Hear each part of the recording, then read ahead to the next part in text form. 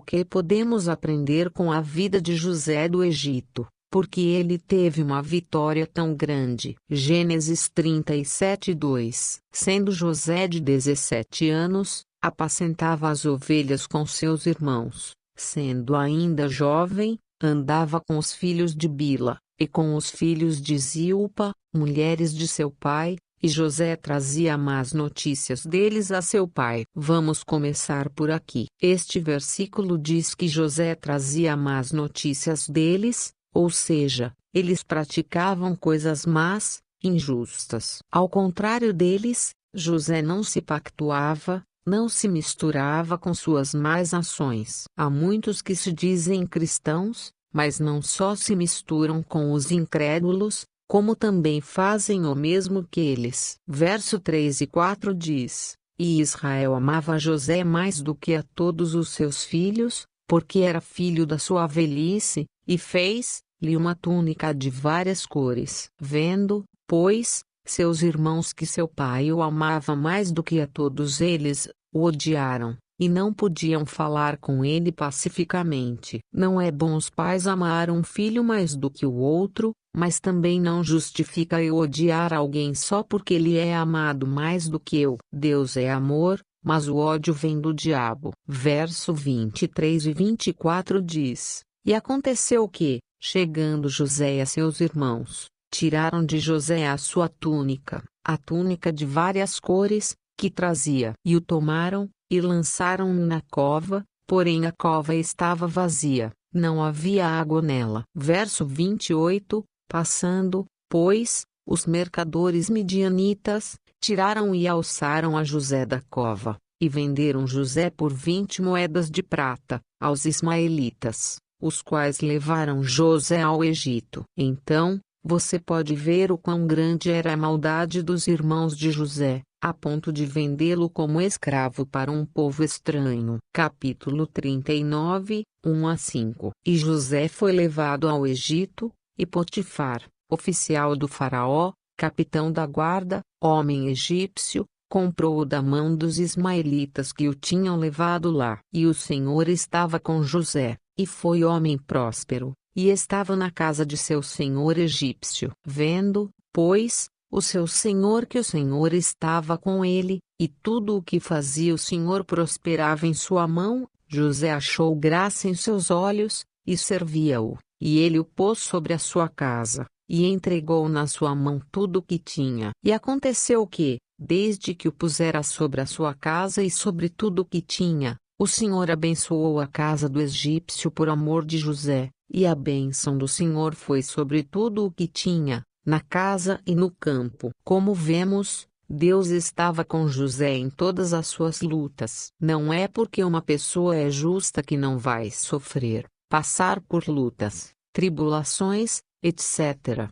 Todos passamos pelas mesmas coisas. A diferença é que Deus está com o justo, Deus luta por ele, e depois das lutas, Deus dá a vitória. Entretanto, o diabo, nosso inimigo espiritual, não está satisfeito com as nossas vitórias, ele sempre apronta alguma para que o cristão deixe Deus, culpe Deus pelas suas lutas, etc., etc. Veja o que ele aprontou em seguida. Versos 7, 8, 9, 10, 11 e 12. E aconteceu depois destas coisas que a mulher do seu senhor pôs os seus olhos em José, e disse: Deita-te comigo. Porém ele recusou, e disse à mulher do seu senhor: Eis que o meu senhor não sabe do que há em casa comigo, e entregou em minha mão tudo o que tem. Ninguém é maior do que eu nesta casa, e nenhuma coisa me vedou, senão a ti, porquanto tu és sua mulher.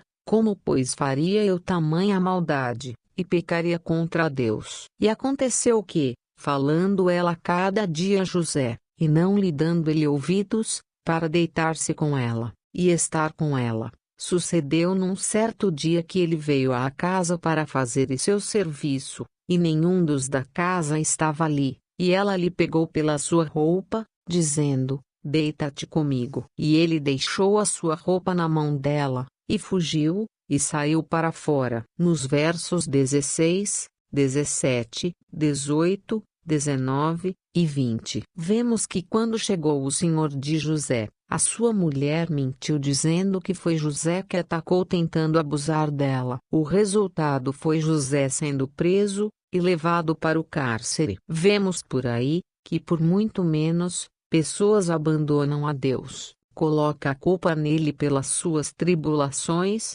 acham que não devem sofrer afinal se acham justas. Muitas igrejas por aí pregam que o justo não pode sofrer. Pura mentira, todos sofrem. Estamos cercados por grandes multidões de espíritos malignos. Estes usam qualquer coisa para nos afrontar. José não largou Deus, mas continuou firme com ele. Até mesmo no cárcere, Deus o guardou e ele foi próspero em tudo que fazia lá. A grande vitória dele, porém, ainda estava por vir. Capítulo 40.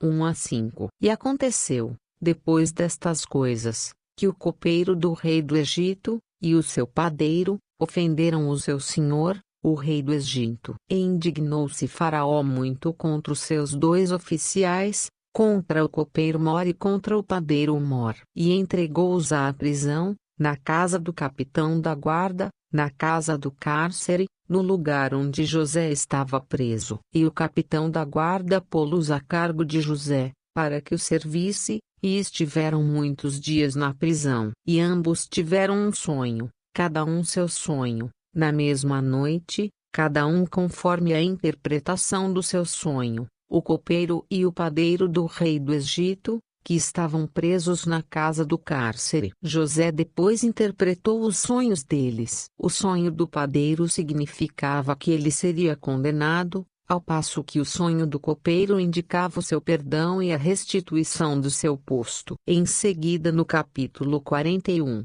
depois de 2 anos, Faraó tem um sonho. Ele chamou todos os adivinhadores e sábios do seu reino, mas nenhum deles foi capaz de interpretar aquele sonho. José então é chamado à presença de Faraó, visto que o copeiro fez menção da sua capacidade de interpretar sonhos. José não só interpreta o sonho de Faraó, como também mostra como passar pela grande fome que havia de vir sobre a terra. Faraó ficou tão impressionado com José que decidiu colocá-lo como governador de toda a terra do Egito. Esta foi a grande vitória de José.